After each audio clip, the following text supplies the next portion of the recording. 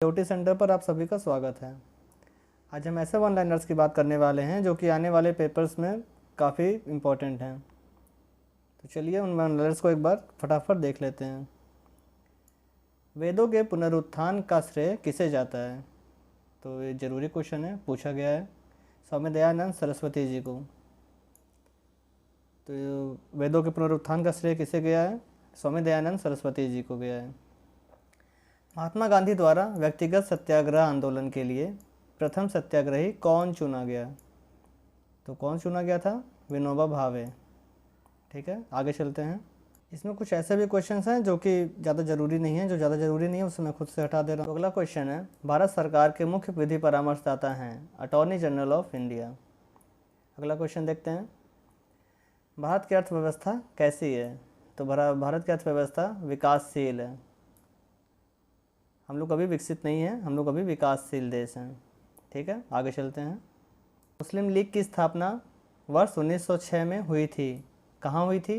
1906 में ढाका में हुई थी। ठीक है, ढाका कहाँ की राजधानी है? बांग्लादेश की। कौन मध्यम मार्गी नहीं है?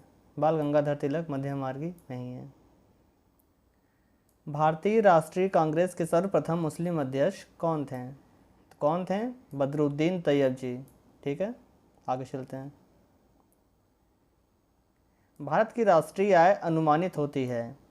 कौन अनुमान लगाता है भारत की राष्ट्रीय आय की? केंद्रीय सांख्यिकी संगठन द्वारा। ठीक है, याद करिएगा इसको। अगला क्वेश्चन देखते हैं, इनकलाब जिंदाबाद का नारा किसने दिया था? तो कौन दिया था? मोहम्मद इकबाल ने दिया था। ओके, आगे बढ़ते हैं। NAFED संबंधित है, फिर से बोलता हूँ, NAFED किससे संबंधित है? तो कृषि विपणन से।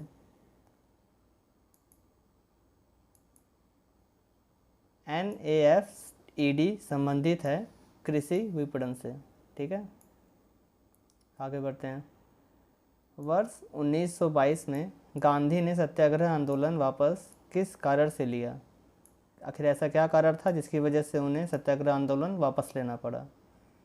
वो था चौरी चौरा का हिंसा वाला कारण। इसी वजह से इन्होंने अपना आंदोलन वापस लिया। भारत में हुए बैंकिंग सुधार जिस कमेटी की सिफारिशों पर आधारित है उसके अध्यक्ष कौन थे? तो उसके अध्यक्ष थे एन नरसिम्हन। ठीक है, एन नरसिम्हन उसके अध्यक्ष थे। महात्मा गांधी को राष्ट्रपिता सर्वप्रथम किसने कहा था? तो सुभाष चंद्र बोस ने उन्हें पहली बार राष्ट्रपिता कहा था। 6 जुलाई 1944 को आज़ाद हिंद फौज रेडियो पर गांधी जी को संबोधित करते हुए सुभाष चंद्र बोस जी ने कहा, भारत की स्वाधीनता का आखिरी युद्ध शुरू हो चुका है। राष्ट्रपिता, भारत की मुक्ति के इस पवित्र युद्ध में हम आपका आशीर्वाद और शुभकामना चाहते हैं। इस प्रकार गांधी जी को सुभाष चंद्र बोस ने पहली बार राष्ट्रपिता कहा। भारत में केंद्र सरकार की कर आय के दो सबसे बड़े स्रोत क्या हैं? तो केंद्र आय के सबसे बड़े स्रोत हैं केंद्रीय उत्पाद कर और तट कर। तट कर पता है, देखते हैं हम लोग। अंग्रेजों के शासनकाल में भारत के आर्थिक दोहन के सिद्धांत को किसने प्रतिपादित किया? तो कौन किया है? दादा भाई नौरोजी ने किया है। ठीक है, आगे बढ़ते हैं। तो हमारा अगला क्वेश्चन है, अक्साई चीन किसका भाग है? तो ये है काराकोरम श्रेणी का। ठीक है, कौन सा खरीदारों के लिए प्रत्यक्ष रूप से वस्तुओं के मूल्यों की वृद्धि नहीं करता है? इसको बोलते हैं आयकर, इंग्लिश में इसको इनकम टैक्स भी बोलते हैं। ठीक है, आगे चलते हैं। चकमा किस देश के शरणार्थी थे? तो ये थे बांग्लादेश के शरणार्थी। ठीक है, अभी बांग्लादेश की राजधानी के बारे में बात हुई थी, ढाका, ऊपर क्वेश्चन था। मुद्रास्फीति से सर्वाधिक लाभ पाता है? तो रेडी ज़्यादा लाभ पाता है। ठीक है, आगे चलते हैं। 25 वर्षों में नलकूप सिंचाई का सर्वाधिक शानदार विकास हुआ है। कहाँ हुआ है? सरयू पार मैदान में। ठीक है, आगे चलते हैं। सार्वजनिक वितरण प्रणाली से वितरित अनाज पर कीमत बढ़ाने का उद्देश्य है। इस योजना में निहित उपदान का भार कम हो सके। ठीक है, इसका उद्देश्य यही है। अगला क्वेश्चन देखते हैं। भारत का सबसे महत्वपूर्ण खनिज युक्त रॉक तंत्र है धारवाड़ तंत्र।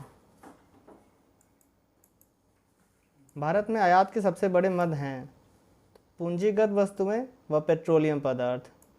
सबसे बड़े आयात के यही मद हैं। आगे चलते हैं। उच्चतम लवणता पाई जाती है, लवणता को सैलिनिटी भी बोलते हैं। ये है झील 1 टर्की में।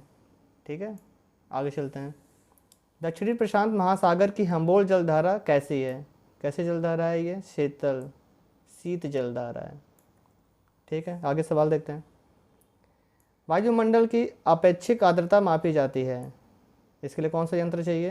हाइग्रोमीटर चाहिए, इसी से नापी जाएगी।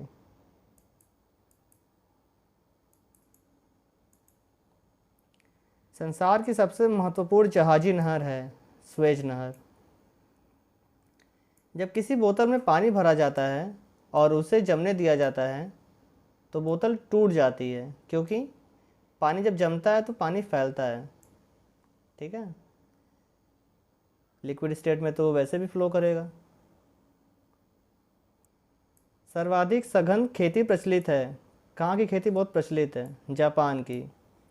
जापान की कैपिटल क्या है? टोक्यो। तो सर्वाधिक सघन खेती प्रचलित है जापान की, और जापान का राजधानी है टोक्यो। ठीक है, आगे बढ़ते हैं हम लोग क्वेश्चन पे। दृष्टिपटल या रेटिना, इस पर जो चित्र बनता है वो कैसा होता है? वस्तु से छोटा होता है और उल्टा होता है। इंग्लिश में smaller than the object and virtual. जो चित्र बनता है वो वस्तु से छोटा होता है और उल्टा होता है, मतलब smaller than the object and the image is inverted.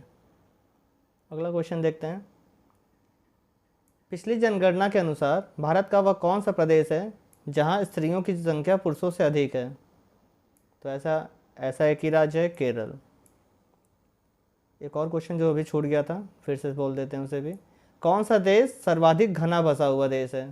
तो चीन है, सबसे डेंस पॉपुलेटेड कंट्री है ये। आगे बढ़ते हैं। मनुष्य आर्द्रता व गर्मी से परेशानी अनुभव करता है, इसका कारण है पसीना आर्द्रता के कारण वाष्पित नहीं होता है। ठीक है, आगे चलते हैं हम लोग क्वेश्चंस पे। भारतीय संविधान सभा की स्थापना की गई थी, तो कब की गई थी? 9 दिसंबर 1946 को की गई थी। ठीक है, अगला फैक्ट देखते हैं। प्रेशर कुकर के अंदर का उच्चतम ताप निर्भर करेगा ऊपर के छेद का क्षेत्रफल व उस पर रखा गया वजन पर। ठीक है, फिर आगे चलते हैं। भारतीय संविधान सभा की प्रारूप समिति के अध्यक्ष कौन थे? ये सवाल बहुत बार पूछा गया है, तो इसका जवाब सबको शायद पता भी होगा। भीमराव अंबेडकर, यही थे इसके अध्यक्ष। प्रारूप समिति को ड्राफ्टिंग कमेटी भी बोलते हैं। पृथ्वी के परितः घूमने वाले कृत्रिम उपग्रह से बाहर गिराई गई गेंद पृथ्वी के परितः उपग्रह के समान आवर्तकाल के साथ उसी के कक्ष में घूमती रहेगी। अगला क्वेश्चन है। भारतीय संविधान में मौलिक कर्तव्यों को सम्मिलित किया गया था 42वें संविधान संशोधन द्वारा। तो ऐसे ही क्वेश्चंस के लिए और रेगुलर अपडेट्स के लिए चैनल को फॉलो करिए, वीडियो को लाइक करिए अच्छी लगे तो। तब तक के लिए फिर मिलते हैं अगली वीडियो में।